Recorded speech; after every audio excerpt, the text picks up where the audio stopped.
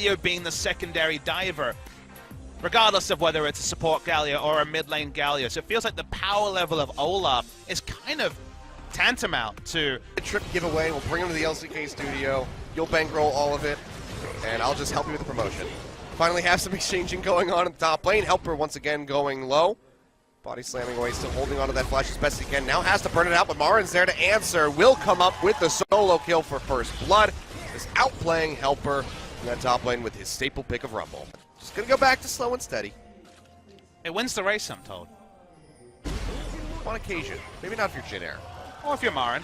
Or if you're MaRin. He's gonna solo kill a Gragas under the turret. That's pretty cool. Yeah, he's just gonna have some MaRin decent sticking around there. here, 2 levels up. Yep, goes ahead, drops down the red carpet. Big overheat on that flame spitter, ripping through him. Meanwhile, in the mid lane, Cepted flashing to the side, looking for a kill in on his Spirit. Kuro tosses out the Q, won't quite find it, and Malrang is able to finish off Spirit. The collateral damage from downtown.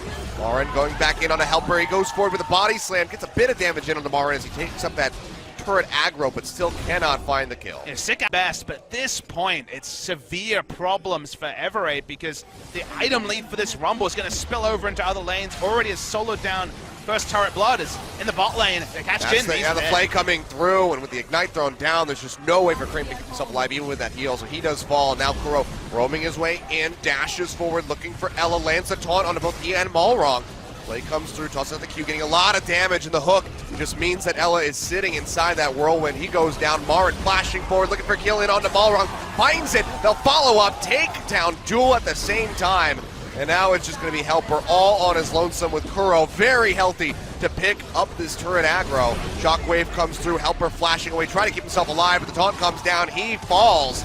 And it's just going to be an absolute bloodbath. Blast Cone comes down, Cepted able to finish off Tusin, answers back a kill, but can he make it out of here alive? Looks like the answer is going to be yes. Afreeca said, you know what? You go your separate way, we'll finish off your turret in the bot side of the... Yeah, because we're only 19 minutes in. Yeah, there's really just not that much MR on the board here. Helper still with just the Spectre's Cowl, hasn't been able to get much more than that. Will get rooted down, another tether coming through. Gets to the Dark Passage in time, but Spirit's waiting for him. That's going to be the hero's entrance coming through from Kuro as he arrives. Pops him up, they take him down. Deul falls. Ella now just on the outside of that curtain call. Can he make it out with his life?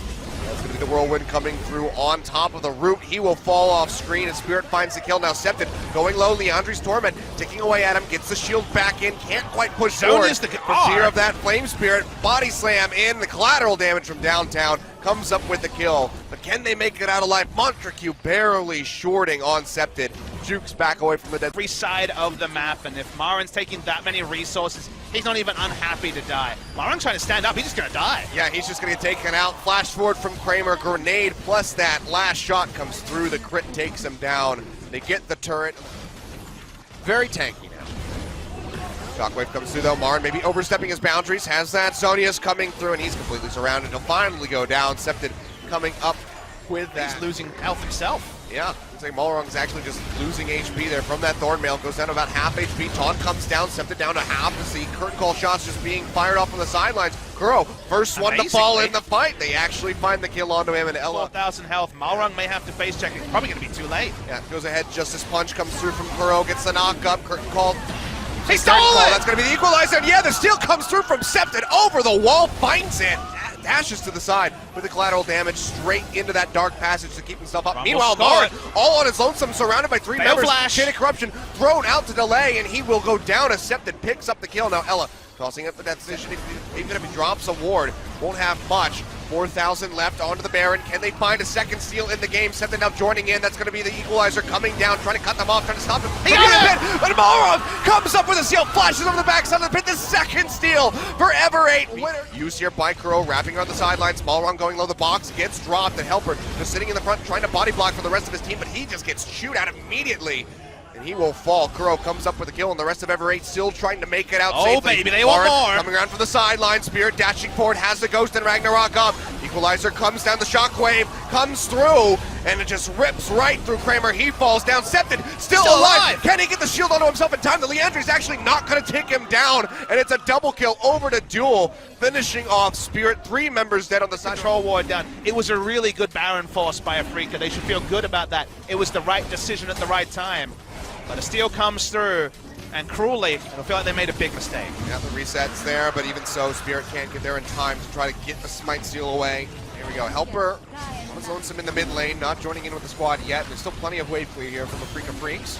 Kuro may not do a lot of damage to champions, but he does plenty to the minions, and now it's going to be thrown in onto Ella, flashes away, and Spirit dashing into the backside, trying to get in on top of Deul, but still just taking so much damage. Now hook forward, in onto Kuro, and Malrang firing off over the wall, trying to get as much damage as he can. Root comes through from the Deadly Flourish, in onto Cepted, but still is not being targeted out, and that's going to be Kuro going down first and foremost at the start of the fight.